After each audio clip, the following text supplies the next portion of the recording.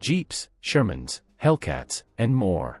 These are the American machines that rolled, fought, and won World War II. From the front lines to the supply routes, every vehicle played its part in history. Let's begin with tanks. M2 Light Tank. Before the war fully erupted, the M2 served as the training ground for America's armored force. With its peculiar twin-turret design on early models, it was quickly outpaced by technology, but laid the mechanical foundation for the tanks that followed. M3 Stuart, known affectionately as Honey by British crews, the M3 Stuart was the first American tank to see combat in North Africa. While its 37mm gun was light, its exceptional speed and mechanical reliability made it a legendary scout. M5 Stuart. An evolution of the M3. The M5 Stuart featured a sloping hull and twin Cadillac engines. It was quieter, cooler running, and provided the Allies with a fast reconnaissance platform right until the end of the war. M22 Locust, designed to fall from the sky. The M22 Locust was small enough to fit inside a heavy glider. Though its combat service was limited, it represented a bold experiment in providing airborne troops with their own armor support. M3 Lee. A strange stopgap measure. The M3 Lee mounted a 75mm gun in the hull and a 37mm gun in a turret. It had a high profile and limited traverse, but it brought crucial heavy firepower to the British 8th Army when they needed it most. M4 Sherman, the icon of American industrial might.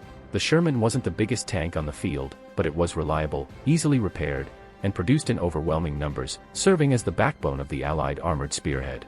Now, let's look at tank destroyers. M3 GMC, one of the earliest attempts to mobilize anti-tank fire. This was essentially a 75mm gun dropped onto a half-track. It was a makeshift solution that managed to punch holes in enemy armor during the Philippines and North African campaigns. M6 GMC, nicknamed Fargo. This was a light truck carrying a 37mm anti-tank gun.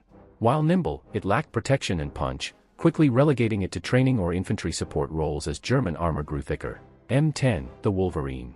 Built on a Sherman chassis with an open-top turret, the M10 relied on angular armor and a 3-inch gun to hunt panzers.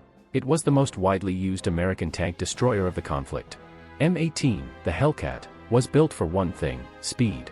Hitting 50 miles per hour, it was the fastest tracked vehicle of the war, using hit-and-run tactics to outmaneuver heavy German tanks. M36.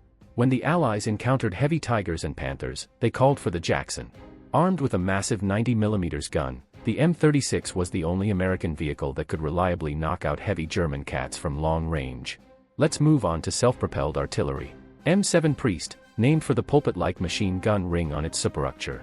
The Priest mounted a 105mm howitzer on a tank chassis, allowing artillery to keep pace with the rapidly advancing armored divisions. M8 HMC the Scott. By placing a 75mm pack howitzer on a light Stewart chassis, the M8 provided close-range indirect fire support, blasting bunkers and machine gun nests to clear the way for infantry. M12 GMC, nicknamed King Kong for its sheer power. The M12 mounted a 155mm gun on an older tank chassis. It was designed for long-range destruction and famously used to crack the Siegfried Line bunkers. M40 GMC, arriving late in the war. The M40 was the successor to the M12. It paired the devastating Long-Tom 155mm gun with the wider, more stable chassis of the latest Sherman variants, creating a potent mobile artillery piece. M43 HMC, the big brother to the M40. This variant swapped the 155mm gun for a massive 8-inch howitzer. It produced incredible destructive power, leveling fortifications with ease during the final push into Germany. M4 105mm assault gun. This wasn't a tank destroyer, but a bunker buster. By fitting a 105mm howitzer directly into a standard Sherman turret, commanders gave tank platoon their own high-explosive sledgehammer for demolition work. Moving on to armored and scout cars. M3 Scout Car. The White Scout Car was the wheeled chariot of early war commanders, including General Patton. Armored, reliable, and bristling with machine guns, it served as a reconnaissance staple before being replaced by half-tracks. M8 Greyhound. Fast, quiet, and deadly to infantry. The Greyhound was a 6x6 armored car that served as the eyes and ears of the cavalry, racing ahead of columns to spot the enemy before vanishing. M20. Essentially a Greyhound without the turret, the M20 served as an armored utility car. It fied commanders, carried cargo, and moved troops quickly through dangerous territory under the protection of light armor. Moving on to half-tracks. M2 Half-track. Shorter than its famous cousin, the M2 was designed primarily as an artillery prime mover. It hauled guns and ammunition, ensuring the big batteries could move through mud that would trap a standard truck. M3 Halftrack, the definitive armored personnel carrier of the war. With tracks in the back and wheels in the front, the M3 carried squads of armored infantry into the heart of battle, protecting them from shrapnel and small arms. M5 Halftrack, visually nearly identical to the M3. The M5 was produced by International Harvester, mostly for Lendlease. It featured a different engine and slightly rolled armor fenders serving faithfully with British, Canadian, and Soviet forces. M9 Halftrack. Similar to the M5, the M9 was International Harvester's version of the utility half-track. It was widely exported to Allied nations, proving that American industrial capacity could supply the entire free world. Moving on to amphibious vehicles, M29 Weasel, originally designed for a covert mission into snowy Norway, the Weasel was a fully tracked amphibious cargo carrier. It could traverse deep mud, snow, and swamps that no other vehicle could touch. LVT-1, the Alligator, the first of the landing vehicle tracked series. It used paddle-like tracks to swim through water and crawl up beaches. It was the crucial key to unlocking the Pacific Island hopping campaign. LVT-2, the Water Buffalo. Improving on the Alligator, the LVT-2 featured a better suspension for hard ground. It became the workhorse of the Marines, fing supplies from ship to shore under heavy fire. LVT-4. A massive improvement in amphibious design, the LVT-4 moved the engine forward to add a large rear ramp. This allowed troops and jeeps to exit directly onto the beach under cover rather than scrambling over the tall sides. LVT-A1 and Amtrak with teeth. This variant mounted a 37mm turret from a light tank, effectively turning the landing craft into an amphibious tank hunter to support the first wave of Marines. LVT-A4. Recognizing the need for bigger booms, the LVT-A4 swapped the small anti-tank gun for a 75mm howitzer turret. It acted as floating artillery, blasting beach defenses at point-blank range. DUKW pronounced duck. This was a masterpiece of logistics. A six-wheel drive truck encased in a boat hull. It could ferry supplies from a transport ship directly to a depot miles inland without ever stopping to unload. Let's move on to trucks and prime movers. Willys MB, Ford GPW, the Jeep. General Eisenhower listed it as one of the three tools that won the war. Small, rugged, and capable of going absolutely anywhere, it became the universal symbol of American liberation.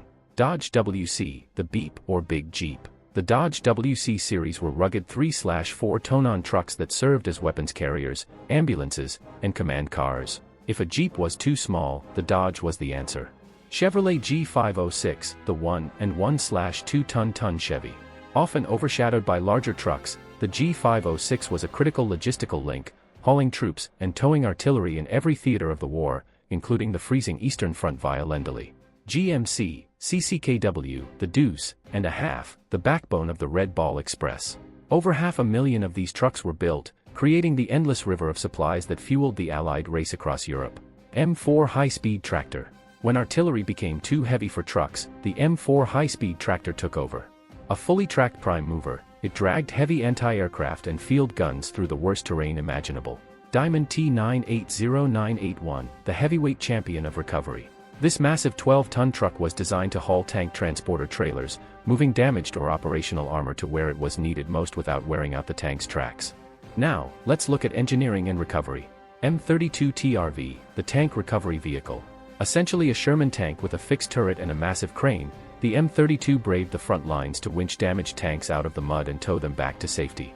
M1 Heavy Wrecker, a beast of a truck equipped with a heavy-duty crane and winches.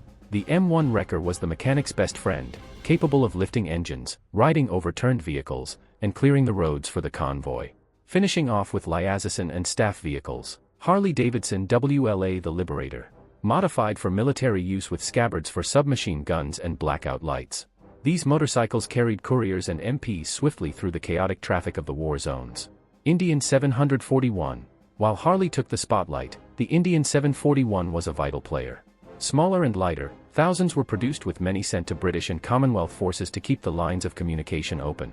Ford Staff Car. Based on the standard civilian sedan, the Ford Staff Car offered high-ranking officers a relatively comfortable, albeit unarmored ride between headquarters, painted in drab olive to blend in with the war.